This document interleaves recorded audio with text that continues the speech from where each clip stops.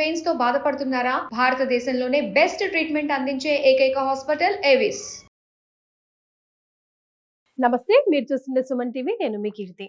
మాఘ అమావాస్య వస్తుంది కదా, మరి ఈ రోజు యొక్క విశిష్టత ప్రాముఖ్యత గురించి మనకు తెలియజేయడానికి ప్రముఖ ఆస్ట్రాలజర్ బ్రహ్మశ్రీ నందిమట్ల శ్రీహరి శర్మ గురుగారు ఉన్నారు. నమస్తే గురుగారు.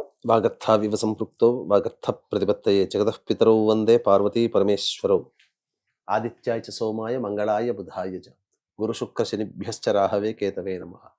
శృంగేరి జగద్గురు పీఠాధిపతులకి, కంచి పీఠాధిపతులకి నమస్కారములు తెలియజేసుకుంటూ కార్యక్రమాన్ని ప్రారంభిద్దాం. గురుగారు, నిజానికి మీ పుణ్యమా అని ఈ మాఘమాసం అంతా దైవ కార్యక్రమాల్లో ఆధ్యాత్మిక చింతనతోనే గడిచిపోయింది. ముఖ్యంగా మాకైతే అసలు మాఘమాసం విశిష్టత గురించి మీ ద్వారానే 100కి 100% తెలుసుకొని ఈ రోజుల్ని సద్వినియోగం చేసుకొని జీవితంలో అంతో ఎంతో పుణ్యం సంపాదించుకున్నామా అనిపిస్తుంది. ఇక చివరిగా మాఘ అమావాస్య వచ్చేస్తుంది కదా, మరి ఈ రోజు అసలు ఏం చేయాలి, ఈ రోజుని ఎలా స్వస్తి పలకాలి, ఆధ్యాత్మికంగా తెలియజేస్తారా?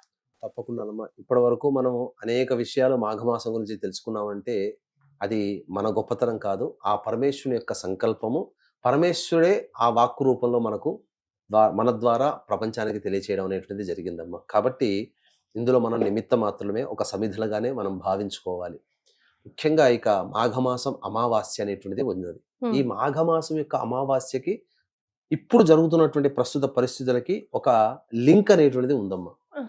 అంటే కుంభమేళా ఇప్పుడు మనకు జరుగుతుంది కదా, అసలు ఈ కుంభమేళా జరగడానికి గల కారణమైనటువంటిదే ఈ మాఘమాస అమావాస్యకు సంబంధించి. అందుకనే ఇప్పుడు గ్రహాల స్థితిగతులు ఇవన్నీ మనం ఇప్పుడు వింటున్నామంటే, ఇప్పుడు ఈ కార్యక్రమం అంతా ఎవరైనా కానీ వింటే ఈ కుంభమేళాకి మాఘమాస్యకు ఉన్నటువంటి లింక్ ని అందరూ చాలా తెలుసుకోగలరు. ఇంత విశిష్టతన, అందుకేనా ఇలాంటి సందర్భం వచ్చింది అని చెప్పి.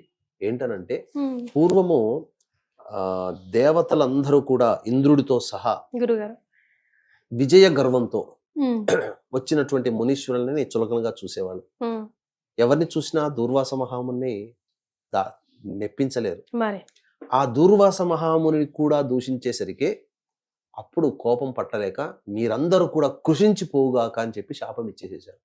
ఆ తదనంతరం వాళ్ళందరూ బలహీనం అయిపోయారు. ఇక వాళ్ళలో ఏ శక్తి లేకుండా అయిపోయింది. ఇదే ఆధారంగా చూసి రాక్షసులు వచ్చి వాళ్ళని ఆక్రమించడం, స్వర్గాధిపత్యం రాక్షసుల చేతిలోకి వెళ్ళిపోయింది. దిక్కు తోచకుండా దేవతలందరూ భూలోకంలో ఎక్కడ పడితే అక్కడ తిరుగుతూ ఉండి వాళ్ళకు ఏం చేయాలో తెలియక అగమ్య గోచరమైనటువంటి సందర్భంలో బ్రహ్మ విష్ణు మహేశ్వరుల దగ్గరకు వచ్చి వాళ్ళ గోడు పోసుకున్నారు. వేసుకున్న తర్వాత ఆ విధంగా అప్పుడు విష్ణు భగవానుడు ఒక చక్కటి ఉపాయాన్ని తెలియచేశాడు. క్షీరసాగర మథనం అంటూ చేయండి, అమృతం ఉద్భవిస్తుంది, అమృతపానం చేసే పంచే బాధ్యత నాది అని చెప్పి దేవదానవులందరినీ కూర్చోబెట్టి చక్కగా అందరినీ ఒప్పించి వాళ్ళందరి చేత ఈ యొక్క క్షీరసాగర మథనం అనేకమైనటువంటి వస్తువులు బయటపడ్డాయి. అందులో అమృతం ఆఖరణ బయటపడింది. ఈ అమృతాన్ని మాకు కావాలని దేవతల రాక్షసులు బాధలు ఆడుకుంటుంటే ఇదే అదనుగా భావించి ఇంద్రుని కుమారుడైనటువంటి జయంతుడు తీసుకొని ఆకాశానికి ఎగిరిపోతాడు. ఇంద్రుడు కుమారుడు పట్టుకున్నాడు అమృత కలశాన్ని అని చెప్పేసి ఇక రాక్షసులందరూ ఒకవైపు, దేవతలందరూ ఒకవైపు పెనుగులాట సాగింది. ఆ కలశాన్ని పట్టుకున్నటువంటి జయంతుని దగ్గర ఆ పెనుగులాటలో 4 చుక్కలు, అమృతం చుక్కలు 4 ప్రదేశాలు, నాసిక్, ఉజ్జయిని, హరిద్వార్, ప్రయాగ. ఇప్పుడు కుంభమేళ ప్రయాగ జరుగుతుంది. ఎందుకు అనంటే ఈ యొక్క అమృత కలశాన్ని ఎక్కడా కూడా కింద పడిపోకుండా 4 గ్రహాలు అనగా చంద్రుడు, బృహస్పతి, శని, రవి, ఈ 4 గ్రహాలు ఆ అమృత కలశాన్ని కాపాడాయి. అందువల్లనే ఈ 4 గ్రహాల యొక్క స్థితిగతులు ఉన్నప్పుడు మాత్రమే కుంభమేళ, అర్ధ కుంభమేళ, పూర్ణ కుంభమేళ, మహాకుంభమేళ అనేటువంటివి చేయడం అనేటువంటిది ఆచారంగా వచ్చింది.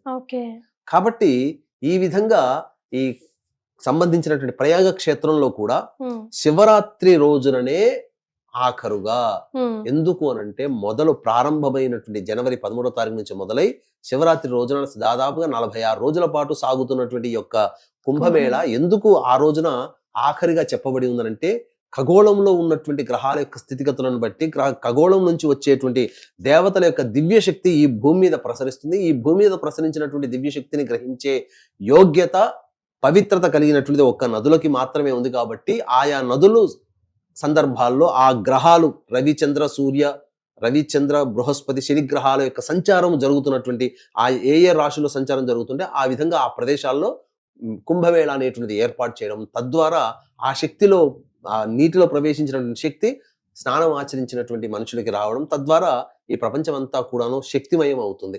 అందుకనే పవిత్రులు ఎవరంటే పాపాలు పోగొట్టుకున్నారని కాదు అక్కడ, వాళ్ళకి సంబంధించినటువంటి కర్మదోషాలు, గత జన్మ కర్మదోషాలు ఈ యొక్క కుంభమేళాల స్నానం ఆచరించడం వల్ల తొలగిపోతున్నాయి. ఇక మనం గమనించుకున్నట్లయితే ఇటువంటి దివ్యమైనటువంటి శక్తి కలిగినటువంటి ఆఖరి రోజుగా మనకి ఇప్పుడు ఉన్నటువంటి మాఘ అమావాస్య 27వ తారీఖు రోజున వరకు అని మనం చెప్పవచ్చు. కాబట్టి అటువంటి అమావాస్య రోజున ప్రధానంగా చేయాల్సిందల్లా శివరాత్రి ఏ విధంగానైతే మనం చేస్తున్నామో ఆ విధంగా కూడా మనం ఆ రోజున నియమాల్ని పాటించాలి. అమావాస్య కాబట్టి ఉపవాసం ఉండాలి, బ్రహ్మచర్యం ఉండాలి, దాంపత్యం పనికిరాదు, మాద్యపానము, మాంసాహారము, ధూమపానము, అటువంటి వ్యసనాలకన్నీ కూడాను శివరాత్రి రోజున ఏ విధంగా ఉంటామో శివరాత్రి వెళ్ళిన 27వ తారీఖు రోజున కూడా ఉంటాము. అయితే అమావాస్య 28వ తారీఖు వరకు ఉంది కదా అని చెప్పి చాలా మంది ఉంటుంటారు. అమావాస్యకి ప్రమాణం ఏంటంటే మధ్యాహ్నం అపరాహ్నం వరకు కూడా అమావాస్య ఉంటేనే అది పూర్ణంగా అమావాస్యంగా చెప్పబడి ఉంది. 28వ తారీఖు రోజున ఉదయం 6:15 వరకు మాత్రమే అమావాస్య ఉంది కాబట్టి మధ్యాహ్నానికి లేదు. కాబట్టి 27వ తారీఖు రోజునే అమావాస్య. చతుర్దశి ఉదయం 8:15 వరకు ఉన్న చతుర్దశి వెళ్ళిన తర్వాత మధ్యాహ్నము సూర్యాస్తమయము అంతా కూడా 27వ తారీఖు రోజునే ఉన్నటువంటి సందర్భంగా 27వ తారీఖు రోజునే మాఘ అమావాస్యగా భావించి ఆ రోజున కూడా ఈశ్వర ప్రీతి కోసమే అభిషేకములు అనేటువంటివి చేసుకుంటే ఇంకా విశేషం. ఎందుకనంటే మనము శివరాత్రి రోజున అనేక పంచాంగములు అంటే తిథివార నక్షత్ర యోగ కరణాల్లో ఉన్నటువంటి విధానాల్లో శివయోగం అనేటువంటిది కూడా ఒకటి. ఆ శివయోగం అమావాస్య కలిసి రావడం, అందున శివరాత్రి వెళ్ళిన తర్వాత వచ్చే అమావాస్య కాబట్టి వెంబడే వచ్చేటువంటి రోజు కాబట్టి మహా అద్భుతమైనటువంటి యోగంగా చెప్పబడి ఉంది. ఇటువంటి రోజున మానవులు కొన్ని నియమాలు గనక పాటించున్నట్లయితే పితృదోషం నుంచి విముక్తి అవుతారు, సంకల్పం నెరవేరుతుంది, అన్నిటికంటే మించి చక్కటి యోగ్యమైన జీవితాన్ని పొందుతారు. కర్మదోషాలు ఏమన్నా ఉంటే అమావాస్య రోజున చేసినటువంటి పనుల వల్ల కర్మదోషాలు తొలగిపోతాయమ్మా. కాబట్టి కొన్ని నియమాలు పాటిస్తే మంచిది. గురుగారు, అంటే ముఖ్యంగా ఈ శివరాత్రి రోజు ఈ కుంభమేళాలో మనం స్నానం ఆచరించే వాళ్ళు పాటించవలసిన నియమాలు ఏంటి? అక్కడ నుంచి కుంభమేళా నుంచి వాటర్ తెచ్చి అందరికి ఇస్తా ఉన్నారు గురుగారు ప్రసాదం లాగా, అవి తీసుకోవచ్చా? తీర్థంలాగా కుంభమేళాలు అంటే మనకి ఏంటనంటే కుంభమేళా నది దగ్గర కాకుండా త్రివేణి సంఘం కలిసేటువంటిది ఒక 1/2 కిలోమీటర్ లోపలికి వెళితే అక్కడ త్రివేణి సంఘం కలిసే ప్రదేశం ఉంటుంది. ఆ ప్రదేశంలో పట్టుకొచ్చినటువంటి నీటిని కనుక తీసుకుని వచ్చి మనము మామూలుగా దేవ పూజ చేసిన తర్వాత ఆ స్వామికి నివేదన చేస్తాం కదా, ఆ తీర్థంలో ఆ 2-3 చుక్కలు ఆ కుంభమేళా నుంచి వచ్చిన వాటిని వేయవచ్చు. తర్వాత దాన్ని భద్రపరుచుకొని ఉండి కుంభమేళా సందర్భముగా జరిగినటువంటి స్నానం ఆచరించి తదనంతరం అక్కడి నుంచి తెచ్చినటువంటి నీరు మహాపవిత్రమైనటువంటిది కాబట్టి మనకు ఈ యొక్క అనేక సందర్భాల్లో పుణ్య స్నానాలు చేయాలని చెప్పి మనకు రోజులు ఉంటాయి కొన్ని. అటువంటి రోజుల్లో ఈ యొక్క కుంభమేళా నుంచి తెచ్చినటువంటి నీటిని గనక వేసినట్లయితే మనకు అత్యంత ప్రభావం. ఎందుకంటే గ్రహ సంచారం జరుగుతున్నటువంటి సందర్భంలో ఏర్పడింది కుంభమేళా. క్షిప్రా నది ఉజ్జయినిలో 2031వ సంవత్సరంలో జరుగుతుంది.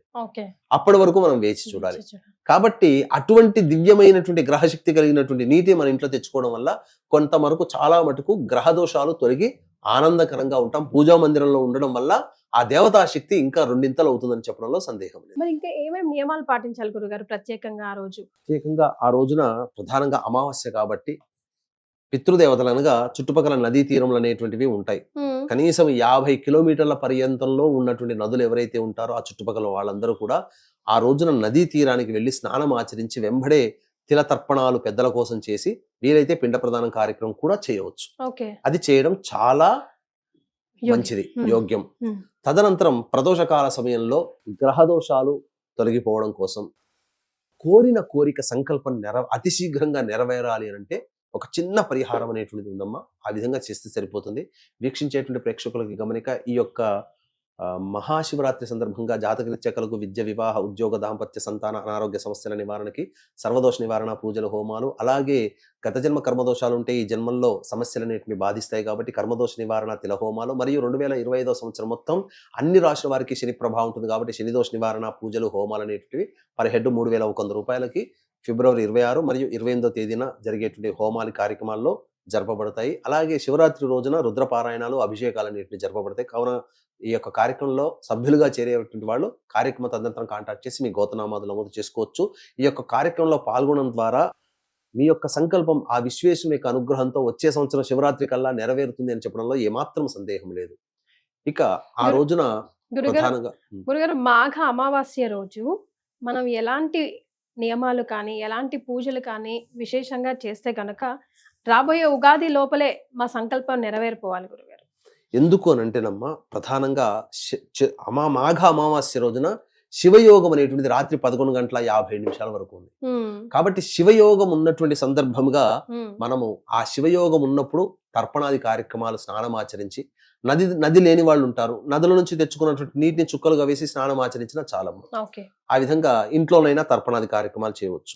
ఇక తదనంతరం సాయంకాలం ప్రదోష కాల సమయం, సూర్యాస్తమయం కంటే ముందే వెళ్ళి రావి చెట్టు చుట్టూ శివాయ నమః అంటూ 27 ప్రదక్షిణలు చేసి, ఆ రావి చెట్టు దగ్గర మీరు అంటే ఎవరైనా కానీ ఆవు నేతితో దీపారాధన చేసి 5 రకాల స్వీట్లు నైవేద్యంగా పెట్టి వచ్చినట్లయితే, వెనక్కి తిరిగి చూడకుండా ఇంటికి వచ్చినట్లయితే సంకల్పం అతి శీఘ్రంగా నెరవేరుతుంది. అంతేకాకుండా శని దోషం తొలగిపోవాలంటే రావి చెట్టు దగ్గర సూర్యాస్తమయం కంటే ముందే తిలలు ఒక రాశిగా పోసి, ఆ తిలల్లో నువ్వుల నూనెతో 8 ఒత్తులతో నువ్వుల నూనెతో దీపారాధన, నల్ల బట్టను కత్తిరించి ఒత్తిగా చేస్తే సరిపోతుంది. 8 ఒత్తులు దీపారాధన చేసి వెనక్కి తిరిగి ప్రదక్షిణ చేసి వెనక్కి తిరిగి చూడకుండా ఇంటికి వస్తే కూడా శని దోషాలన్నీ కూడా శాంతిస్తాయి. నల్ల నువ్వులమ్మ రాశిలాగా ఒక రాశిలాగా ఒక 1/4 కిలోనో తీసుకుని వచ్చి, లేదా 100 గ్రాములు పెట్టి దాని మీద దీపారాధన చేసి 8 ఒత్తులతో దీపారాధన. ఇక రాగి చెంబులో నీటితో ఆ యొక్క రావి చెట్టు మొదట్లో వేసి వచ్చి, ఆ రావి చెట్టు దగ్గర సంకల్పం చేసుకొని, మూలతో బ్రహ్మరూపాయ, మధ్యతో విష్ణవే నమః, అగ్రతో శివరూపాయ అని చెప్పి నమస్కారం చేసుకొని ఇంటికి తిరిగి వస్తే ఖచ్చితంగా మీరన్నట్టు ఉగాది లోపల వాళ్ళ సంకల్పం కదులుతుంది, నెరవేరుతుంది. సో గురుగారు చెప్పింది విన్నారు కదా, చాలా చిన్నది, ఎవరైనా చేసుకోవచ్చు, చిన్న పిల్లల నుంచి పెద్దవాళ్ళ వరకు. డెఫినెట్గా ఈ రోజుని సద్వినియోగం చేసుకొని మనం అందరం ఉద్ధరించబడాలని మనస్ఫూర్తిగా కోరుకుంటుంది సుమన్ టీవీ. చాలా సంతోషం గురుగారు, ధన్యవాదాలు. సర్వం శ్రీ ఉమామహేశ్వర పరబ్రహ్మార్పణమస్తు.